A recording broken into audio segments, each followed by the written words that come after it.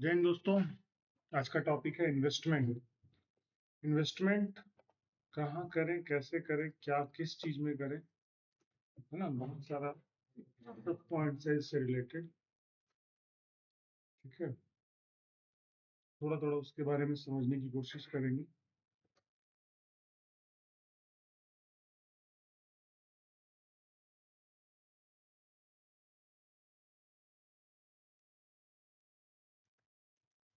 Investment, ठीक है। आज जितनी स्पीड से, अगर हम गवर्नमेंट जॉब की बात करें, कोई नॉर्मल मीडियोकर जॉब की बात करें, जितने स्पीड से हमारी सैलरी बढ़ती है, उससे कई गुना ज्यादा स्पीड से महंगाई बढ़ती जाती है। महंगाई बढ़ती जाती है, कहने का मतलब हुआ कि जो पैसा आप कमा रहे हैं, जितनी चीजें आप पहले परचेज कर पा रहे थे उतने पैसे में, उतनी चीजें अभी आप परचेज नहीं, उसकी वैल्यू कम हो गई है ना। तो इससे बचने का क्या उपाय है कि आपकी अर्निंग जो है वो महंगाई से तेजी से बढ़े।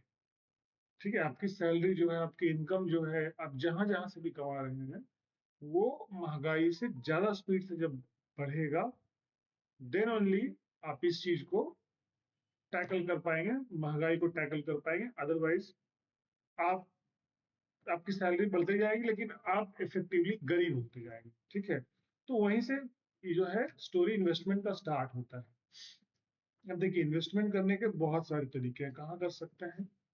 आ, पहला तो है कि सेविंग अकाउंट में रख दीजिए।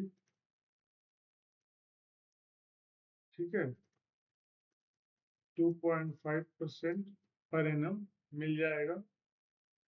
दूसरा है एफडी, मतलब फिक्स्ड डिपॉजिट कर दीजिए 6.5% से लेकर के, बहुत सारा बैंक जो है 9% तक पर एनम आपको दे देगा। तीसरा है गोल्ड खरीद लीजिए। चौथा है सिल्वर खरीद लीजिए, है ना। पांचवा है फ्लैट, लैंड, बिल्डिंग, कॉमर्शियल,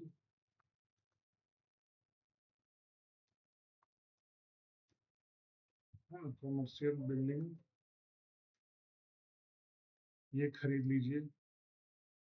ठीक है, उसके बाद है छठा, छठा फिर शेयर्स खरीद लीजिए। सातवां mutual fund. Mutual fund are subject to market risk, read all the documents carefully before you invest. यहाँ से आप लोगों ने ये बहुत, ये फट करके बोलने वाला ये स्टेटमेंट आप लोगों ने बहुत बार सुना होगा, इसलिए आप वहां से म्यूचुअल फंड समझ सकते हैं। ठीक है, उसके बाद फिर आता है बॉन्ड, है ना। इसमें गवर्नमेंट बॉन्ड भी होते हैं। फिर आता है डिवेंचर्स। ठीक है, तो इस तरह से उसके बाद कमोडिटी भी आप खरीद सकते हैं। ठीक है, नौमा के बाद हो गया दसवां, कमोडिटीज में भी आप ये सारी चीजें में इन्वेस्ट कर सकते हैं। तो बेसिकली इस हर चीज को आपको इवेल्युएट करने आना चाहिए कि आपके हिसाब से कौन सा सूट कर रहा है। ठीक है, आपको जो सूट कर रहा है आप उसमें इन्वेस्ट करिए। नहीं सूट कर रहा है तो आप वहां पे मत जाइए। ठीक है, जैसे अब यहाँ पे देखिए, यहाँ पे पहला हमने देखा सेविंग अकाउंट। ठीक है, हम देखते हैं सेविंग अकाउंट। लोग बोलेंगे सेविंग अकाउंट कौन इन्वेस्टमेंट करता है, तो इसके बेनिफिट देखेंगे इसके, सॉरी इसके एडवांटेजेस देखेंगे पहले। Advantages and disadvantages. डिसएडवांटेजेस सबसे पहले सब बताओ, इसका क्या है? लो रिटर्न सबसे बड़ा डिसएडवांटेज, लेकिन एडवांटेज क्या है इसकी? लिक्विडिटी। भाई साहब जब भी पैसा आपको चाहिए, आपका पैसा सेविंग अकाउंट में पड़ा हुआ है, जाइए निकालिए, जो करना है करिए, ऐश करना है ऐश करिए, उड़ाना है उड़ाइए, कोई पूछने वाला नहीं है, कोई चार्जेस लगने वाला नहीं है। रेडली अवेलेबल, 100 रुपये रखा हुआ है, जाइए 100 रुपये निकालिए लाइए। ठीक है। दूसरा हम देखते हैं फिक्स्ड डिपॉजिट। ठीक है, फिक्स्ड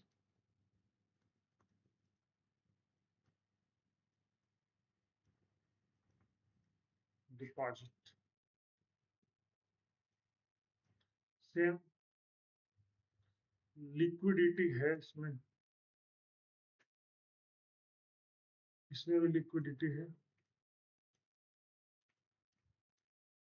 लेकिन less than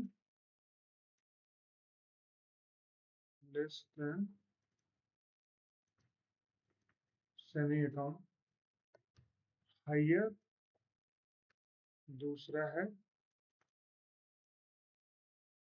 higher than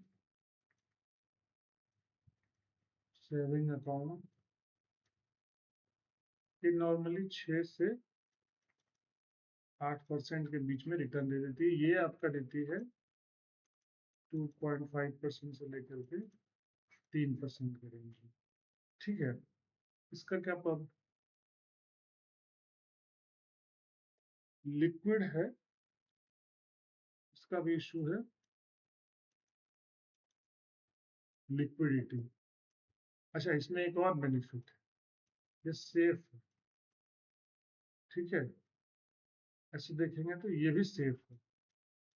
bank में पड़ा हुआ पैसा, कोई ऐसा नहीं है कि जैसे शेयर मार्केट में डूब जाता है, वैसा कोई केस नहीं है। ठीक है।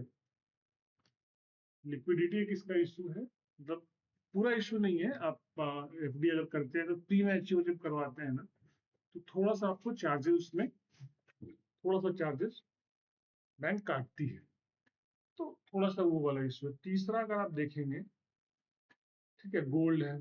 गोल्ड में फिर वही है, आप इन्वेस्ट कर दिए, मेकिंग चार्जेस वगैरह ये सब लग जाता है। तो जितना आप इन्वेस्ट, अगर ठीक है कॉइन वगैरह लिए हो या फिर बिस्किट लिए हो तब तो आ जाएगा। अगर ज्वेलरी आपने बना ली तो फिर वहां भी मुश्किल आ जाती है। सेम सिल्वर में, फ्लैट्स में अगर आपने ले लिया तो वहां पे भी लिक्विडिटी की प्रॉब्लम आती है। इवन रियलाइजेशन का भी प्रॉब्लम होता है। आपने किसी बिल्डिंग को 1 करोड़ में लिया, अब आप एक्सपेक्ट कर रहे हो कि ये 2 करोड़ जाएगा, लेकिन समटाइम वो नहीं होता है, किसी भी रीजन की वजह से। वो इंडस्ट्रियल बेल्ट बन गया, अपनी लायक जगह नहीं बची है, सड़कें वहाँ अच्छी नहीं है, गवर्नमेंट खराब आ गई, टेररिस्ट अटैक हो गया, कुछ भी इस तरह की चीजें हो गई जो अनफेवरेबल है। अगर आपने कॉमर्शियल लिया है तो वहाँ पे बिजनेस डेवलप करने के लिए वो जो जगह है, वो जहाँ इन्वेस्टमेंट आपने करी वो अनफेवरेबल है, देन उसकी प्राइस नीचे जाएगी। ठीक है, आपने बिल्डिंग ली अच्छी समझ के, अब पता चला बिल्डर ने उस बिल्डिंग को अच्छे से डेवलप नहीं किया, तो क्या उस बिल्डिंग में मतलब ज्यादा डैमेजेस होंगे, लोग रहना नहीं चाहेंगे, उसकी प्राइस नीचे जाएगी। ठीक है, तो ये सारी चीजें लेकर के अनसर्टेनिटी रहती है। आपने फ्लैट ले लिया, अब आपको भी पैसे की जरूरत पड़ी है, आप वो फ्लैट बेच नहीं सकते, बेचेंगे तो उतने पैसे नहीं मिलेंगे। शेयर्स, शेयर्स में देखिए बहुत सारा प्रॉब्लम। ठीक है,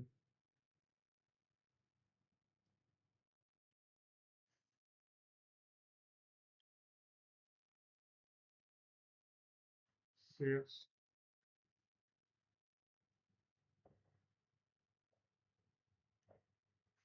एडवांटेजेस, डिसएडवांटेजेस।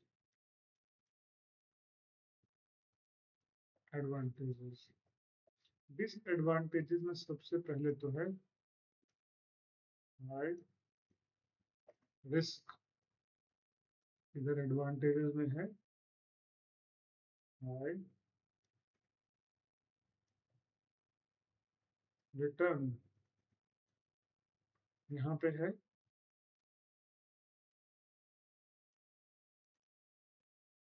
हाई लिक्विडिटी, अगर आप ये लिस्टेड है तो, ठीक है। अनलिस्टेड है तो लेस लिक्विडिटी। तीसरा, इस पे डिविडेंड इनकम भी आता है, ये भी एडवांटेज है। डिसएडवांटेज है tax on dividend is at slab rate. 30% में आ गए तो भाई डिविडेंड पे 30% टैक्स देना पड़ेगा, तो ये एक डिसएडवांटेज भी बोल सकते हो। 10 एडवांटेज है तो ठीक है। चौथा चांसेस है एक्सपोजर, इसको बोल सकते हो इन्वेस्टमेंट इन हाईली ग्रोइंग बिजनेस, लाइक आप टाटा में लगा सकते हो, बिरला में लगा सकते हो, रिलायंस में लगा सकते हो, आपका जहां मन करे आप लिस्ट एनएससी बीएससी के थ्रू आप वहां पे स्टॉक के थ्रू लगा सकते हो। डिसएडवांटेज क्या है?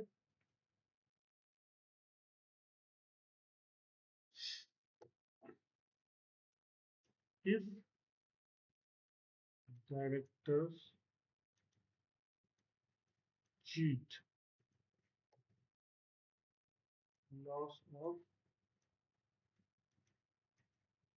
जिस कंपनी में आपने पैसा लगाया उसके डायरेक्टर्स जो भी ऑफिसर्स थे, अगर उसने चीट किया, चीटिंग करी, विजय माल्या पैसा लेके भाग गया, सारा पैसा गया, तो शेयर्स में ये प्रॉब्लम। एक और प्रॉब्लम है कि limited access to, limited access to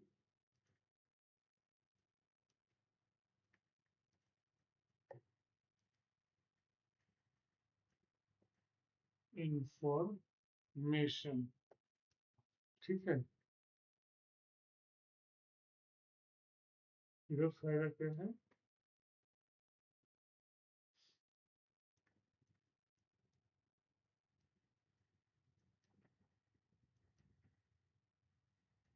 SEBI mandate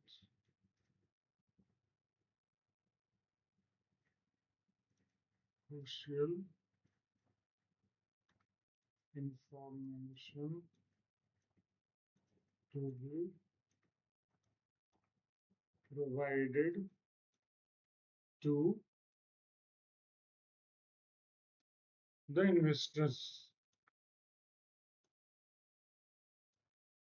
फिर सेबी ने रूल्स रेगुलेशन बना रखे हैं कि ये सारे इन्फॉर्मेशन से बोर्ड मीटिंग करने वाले हो, क्या अहम डिसीजन लेने वाले हो, वो बोर्ड मीटिंग से पहले लोगों को बताओ। आपकी जो रिजल्ट्स उसको क्वार्टरली बताओ, कुछ कुछ इन्फॉर्मेशन मंथली बताओ, तो ये सारे सेबी ने इन्फॉर्मेशन दे रखे। लेकिन डिसएडवांटेज है कि जो भी इन्फॉर्मेशन है वो लिमिटेड होते हैं, सफिशियंट हमेशा नहीं होता, ठीक है। तो ये हो गया शेयर्स के एडवांटेज एंड डिसएडवांटेज। उसके बाद म्यूचुअल फंड, म्यूचुअल फंड में क्या है, आप आपके हाथ में कंट्रोल नहीं होता है। एक एक एक एक ग्रुप ऑफ पीपल होते हैं जो बेसिकली ये भी शेयर्स में डील करते हैं, डिवेंचर्स में डील करते हैं, बट कंट्रोल डायरेक्टली आपके हाथ में नहीं होता है। गवर्नमेंट बॉन्ड में क्या होता है, रिटर्न काफी लो होता है, ठीक है, सेफ है ये। गवर्नमेंट बॉन्ड सेफ है लेकिन लो रिटर्न, रिटर्न काफी लेस है इसमें, ठीक है। उसके बाद डिवेंचर्स, डिवेंचर्स में फिक्स रिटर्न होता है, काफी कम होता है। तो ये सारा एडवांटेजेस एंड डिसएडवांटेजेस हैं। बहुत सारे ऑप्शंस ऑफ इन्वेस्टमेंट के हमने 8-10 ऑप्शंस के बारे में स्टडी किया। तो इसको देख के आपको समझ में आ जाएगा कि आपके प्रोफाइल को कौन सा सूट करता है। If you take my advice, I would suggest कि आपकी जो भी सेविंग है, एक एक एक अपने रिस्क टेकिंग कैपेसिटी के हिसाब से आप एक पोर्टफोलियो बनाएं जिसमें थोड़ा थोड़ा थोड़ा थोड़ा सारा चीज शामिल हो। थोड़ा सा सेविंग अकाउंट में भी पैसे हो कि जब आपको अर्जेंट पैसों की नीड हो तो ऐसा कुछ प्रॉब्लम ना आए। थोड़ा सा इसमें भी हो, थोड़ा सा एफडी में भी रखें, थोड़ा गोल्ड में भी रखें, थोड़ा सिल्वर में भी रखें, रियल स्टेट में भी इन्वेस्ट करें, शेयर्स में भी करें, म्यूचुअल फंड में। जितनी डाइवर्सिफाइड आपकी पोर्टफोलियो होगी उतना ही बेहतर आपका इन्वेस्टमेंट होगा, उतना ही सेफ आपका इन्वेस्टमेंट होगा, उतना ही सिक्योर आपका इन्वेस्टमेंट होगा। किसी साल, किसी 2 3 4 साल, किसी फेज में अगर कोई एक पर्टिकुलर सेक्टर आपका परफॉर्म नहीं कर पा रहा है, आपको टेंशन लेने की जरूरत नहीं। आपका पोर्टफोलियो इतना डाइवर्सिफाई होना चाहिए कि टेंशन लेने की, पैसे डूबने की नौबत नहीं आए। ठीक है। तो सब में लाइक एफडी में, सेविंग में ज्यादा कुछ करना नहीं है, गोल्ड में भी ज्यादा कुछ आप कर नहीं सकते, फ्लैट्स में, शेयर्स में, म्यूचुअल फंड में, बॉन्ड में, इन सारी चीजों में आपको एनालिसिस की जरूरत है, आपको समझने की जरूरत है। बहुत सारी चीजें समझने की जरूरत है, स्पेशली शेयर्स में। शेयर्स में आप शेयर्स का इवेल्युएशन करते हैं, क्या उसकी मार्केट प्राइस होनी चाहिए, किस प्राइस पे वो बिक रहा है, डाउन है, हाई है, ओवर वैल्यूड है, अंडर वैल्यूड है, ये सारी चीजें आप समझते हैं। उसके फाइनेंशियल्स को गो थ्रू करते हैं, उसका बिजनेस स्ट्रक्चर समझते हैं, उसकी मार्केट में पोटेंशियल समझते हैं, उसका ग्रोथ समझते हैं, और ये सब समझ करके आप इन्वेस्ट करते हैं। और फिर आप एक्सपर्ट की भी सलाह लेते हैं, और आप न्यूज चैनल्स के थ्रू भी देखते हैं कि मार्केट में उसको लेकर के क्या न्यूज आ रहा है, उसके ऊपर रिसर्च करते हैं। जब आपको लगता है कि हाँ ठीक है, यहाँ पे इन्वेस्ट किया जा सकता है, आप वहां पे इन्वेस्ट करते हैं। Thank you.